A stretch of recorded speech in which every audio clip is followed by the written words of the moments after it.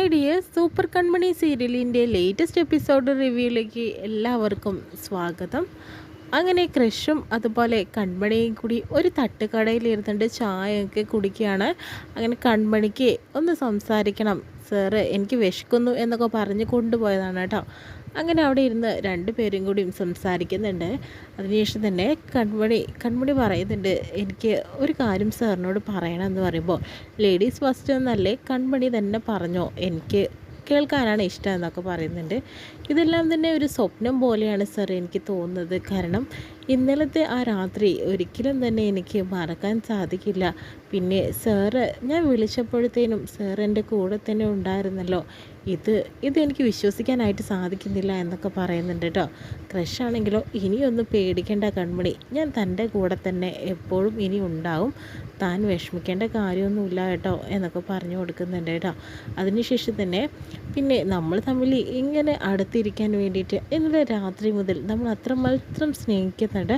നമ്മൾ കൂട്ടുകാരല്ല, അതുപോലെ പ്രണയിക്കുന്നവരല്ല, ഭാര്യയും ഭർത്താവല്ല, സഹോദരിമാരല്ല. എന്നാലും സാറിൻ്റെ ഈ ഒരു പരിഗണനയിൽ ഞാൻ എല്ലാം തന്നെ മതിമറക്കുകയാണ് ചെയ്യുന്നത് സാർ എന്നൊക്കെ കൃഷ്ണനോടായിട്ട് കൺമണി പറയുന്നുണ്ട്. അതുകൊണ്ട് എനിക്ക് ഒരുപാട് സന്തോഷമാണ് ഉണ്ടാവുന്നതെന്നും കൃഷ്ണനോട് പറയുന്നുണ്ട് കേട്ടോ. കൃഷ്ണൻ പറയുന്നുണ്ട്, ഇന്നലെ ഞാൻ വിചാരിച്ചു ഇന്നലത്തെ രാത്രി പുലരാതിരുന്നെങ്കിൽ എന്ന്.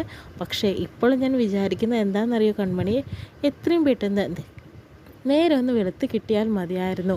അങ്ങനെയാണെങ്കിൽ എൻ്റെ അച്ഛനോടും അമ്മയോടും കൂടെ എനിക്ക് കൺമണിയെയാണ് ഇഷ്ടം, അവളെയാണ് എനിക്ക് വിവാഹം കഴിക്കേണ്ടതെന്ന് തുറന്ന് പറയാമായിരുന്നു എന്നൊക്കെ പറഞ്ഞു കൊടുക്കുന്നുണ്ട് കേട്ടോ. അപ്പോഴത്തേനും അത് സമ്മതിക്കുമോ സാർ? എന്തായാലും സമ്മതിക്കും. അപ്പോൾ മാനസയെക്കുറിച്ച് ആലോചിക്കേണ്ട കാര്യമൊന്നുമില്ല. മാനസികമായിട്ടുള്ള എൻഗേജ്മെൻറ്റ് മാത്രമല്ലേ കഴിഞ്ഞിട്ടുള്ളൂ, പിന്നെ ഡേറ്റും ഒന്നും തന്നെ തീരുമാനിച്ചിട്ടില്ല. അതുകൊണ്ട് തന്നെ അതെങ്ങനെയെങ്കിലും പറഞ്ഞ് മനസ്സിലാക്കാൻ സാധിക്കും അവളുടെ അച്ഛനോടും അമ്മയോടൊക്കെ. എനിക്ക് വിട്ടേക്ക്. പിന്നെ വരുണിൻ്റെ കാര്യമാണെങ്കിൽ എല്ലാം പറഞ്ഞു തീർത്തതിന് ശേഷം തന്നെ വരുണ് വീടിന് വേണ്ടി അടച്ചിട്ടുള്ള ആ പണം എല്ലാം തിരിച്ചു കൊടുത്ത് അവനെ സെറ്റിൽ ചെയ്ത് കഴിഞ്ഞാൽ പിന്നെ കൺമണിയുമായിട്ട് അവന് യാതൊരു ബന്ധവും ഉണ്ടാവില്ല. പിന്നെ കൺമണി എനിക്ക് മാത്രം സ്വന്തമാണ് കേട്ടോ എന്നൊക്കെ പറയുന്നുണ്ട് കേട്ടോ. അപ്പോഴത്തേനും കൺമണിക്ക് സന്തോഷമാവുന്നുണ്ട്. പിന്നെ നമ്മുടെ വിവാഹം കഴിയണം, പിന്നെ കൺമണിയെ ഞാൻ ഒരുപാട് സ്നേഹിക്കും, മാത്രമല്ല പിന്നെ എനിക്ക് വേണ്ടി കൺമണി കുറച്ച് കാര്യങ്ങളൊക്കെ ചെയ്യണം. എന്താണെന്നറിയോ, രാവിലെ എണീറ്റ ഉടനെ എനിക്ക് കാപ്പി ഉണ്ടാക്കി തരണം, അല്ലെങ്കിൽ വേണ്ട ഞാനും കൂടി അടുക്കളയിലേക്ക് കയറാം, നമ്മൾ രണ്ടുപേരും ഒരുമിച്ച് ജോലി ചെയ്യും, കുട്ടികളെ പഠിപ്പിക്കും, വീട്ടുകാര്യങ്ങൾ നോക്കും, ഓഫീസിലെ കാര്യങ്ങളൊക്കെ നോക്കും, എല്ലാം നമ്മൾ ഒരുമിച്ച്. ഇടയ്ക്കൊക്കെ 10 മിനിറ്റ് നമ്മൾ പിണങ്ങുകയും ചെയ്യും, അതൊക്കെയല്ലേ കൺമണി രസം.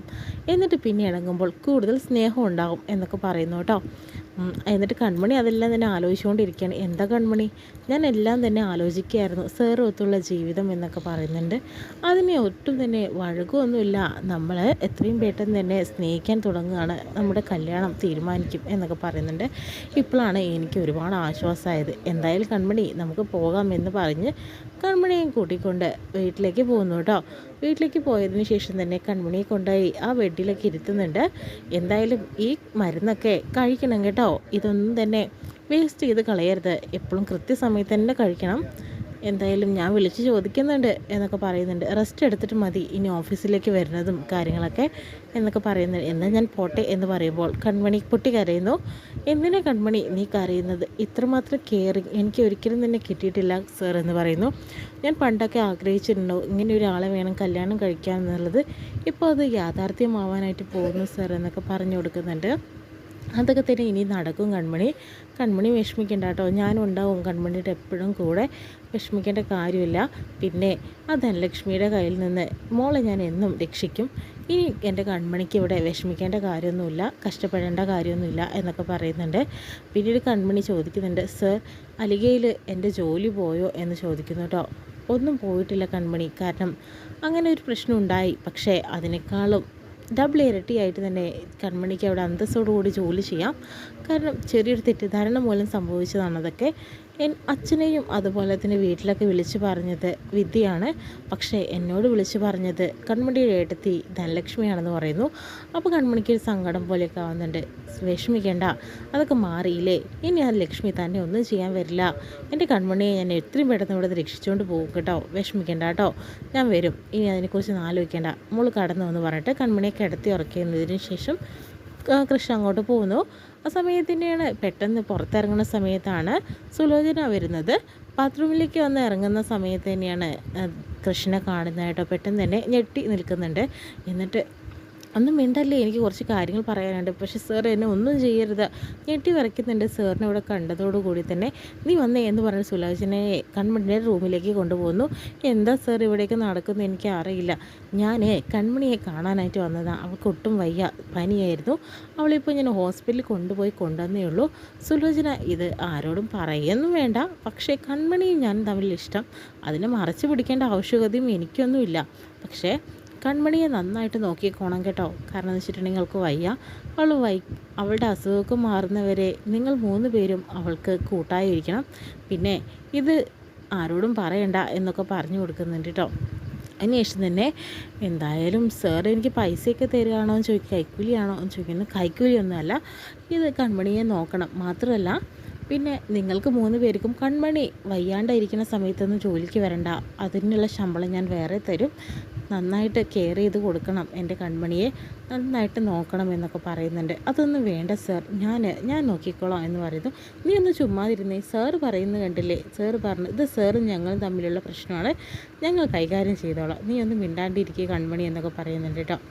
എൻ്റെ കൺമണിയെ പൊന്നു പോലെ നോക്കണം കേട്ടോ, നിങ്ങൾ 3 പേരും അവൾക്ക് വേണ്ട സമയത്ത് മരുന്നും ആഹാരവും ഒക്കെ കൊടുക്കണം, എന്നാലാണ് അവൾ പഴയ രീതിയിൽ തിരിച്ചു വരികയുള്ളൂ.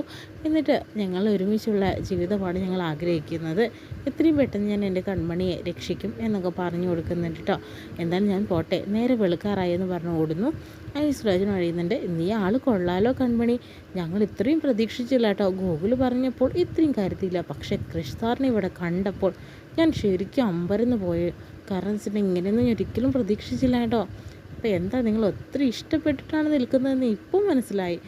എന്തായാലും നിൻ്റെ ഭാഗ്യമാണ് മോളെ കൃഷ് സാറിനെ നിന്നെ കിട്ടിയത്. അപ്പോൾ കാശൊക്കെ കിട്ടിയോടുകൂടി തന്നെ സുലോചനയ്ക്ക് ഭയങ്കര സന്തോഷമായി.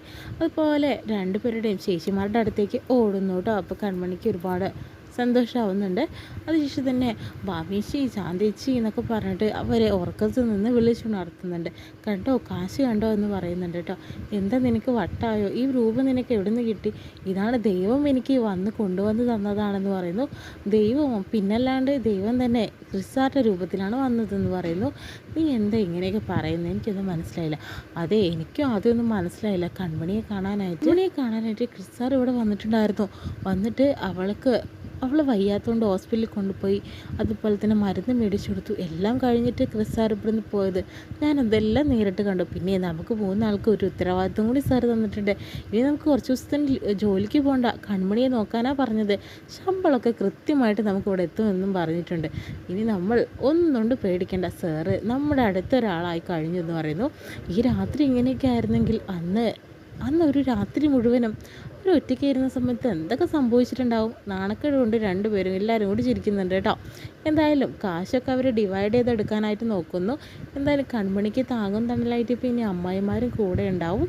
എന്തായാലും ഇനി പ്രണയം നല്ല രീതിയിൽ തന്നെ മുന്നോട്ട് പോകുന്നുള്ള യാതൊരു സംശയമില്ല. അത്രയും കാണിച്ചുകൊണ്ടുള്ള ഇന്നത്തെ എപ്പിസോഡ് വിശേഷം കഴിയുന്നത്.